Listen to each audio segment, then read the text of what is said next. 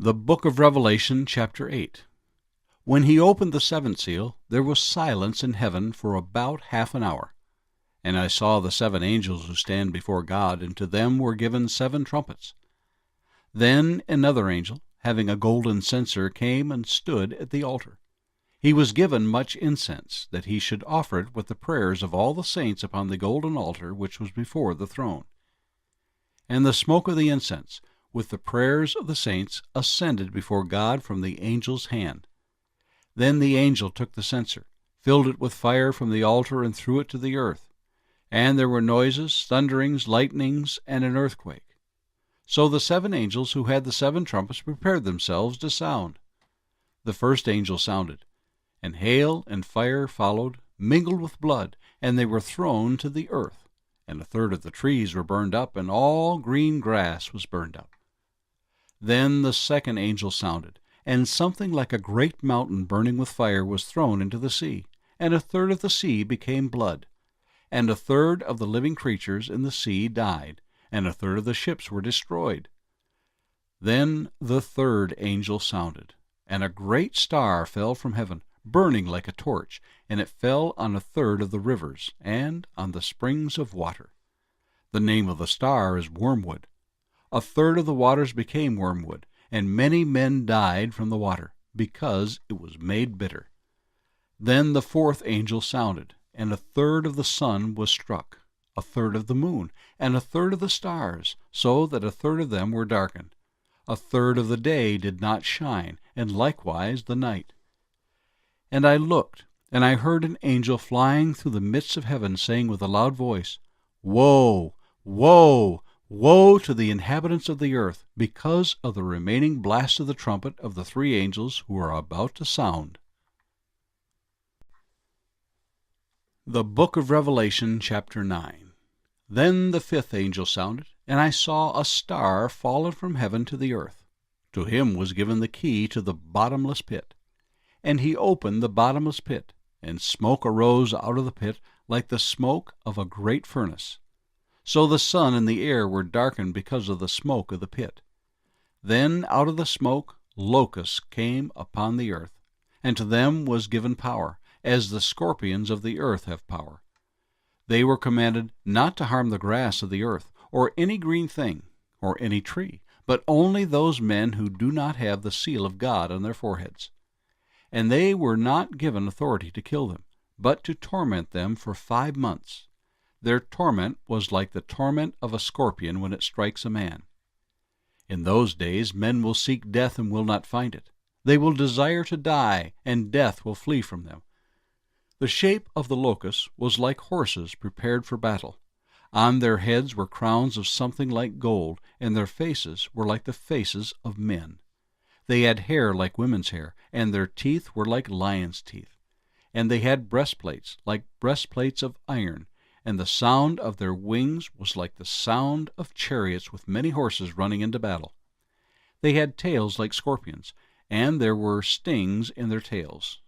Their power was to hurt men 5 months. And they had as king over them the angel of the bottomless pit, whose name in Hebrew is Abaddon, but in Greek he has the name Apollyon. 1 woe is past. Behold, still 2 more woes are coming after these things. Then the 6th angel sounded, and I heard a voice from the 4 horns of the golden altar which is before God, saying to the 6th angel who had the trumpet, Release the 4 angels who are bound at the great river Euphrates. So the 4 angels who had been prepared for the hour and day and month and year were released to kill 1/3 of mankind. Now the number of the army of the horsemen was 200 million. I heard the number of them. And thus I saw the horses in the vision. Those who sat on them had breastplates of fiery red, hyacinth blue, and sulphur yellow, and the heads of the horses were like the heads of lions, and out of their mouths came fire, smoke, and brimstone. By these 3 plagues 1/3 of mankind was killed, by the fire and the smoke and the brimstone which came out of their mouths. For their power is in their mouth and in their tails, for their tails are like serpents, having heads, and with them they do harm. But the rest of mankind who were not killed by these plagues did not repent of the works of their hands, that they should not worship demons and idols of gold, silver, brass, stone, and wood, which can neither see, nor hear, nor walk. And they did not repent of their murders, or their sorceries, or their sexual immorality, or their thefts. The Book of Proverbs, chapter 21. The king's heart is in the hand of the Lord. Like the rivers of water, he turns it wherever he wishes. Every way of a man is right in his own eyes, but the Lord weighs the hearts. To do righteousness and justice is more acceptable to the Lord than sacrifice. A haughty look, a proud heart, and the plowing of the wicked are sin. The plans of the diligent lead surely to plenty, but those of every one who is hasty, surely to poverty. Getting treasures by a lying tongue is the fleeting fantasy of those who seek death. The violence of the wicked will destroy them, because they refuse to do justice. The way of a guilty man is perverse, but as for the pure, his work is right. Better to dwell in a corner of a housetop than in a house shared with a contentious woman. The soul of the wicked desires evil. His neighbor finds no favor in his eyes. When the scoffer is punished, the simple is made wise. But when the wise is instructed, he receives knowledge.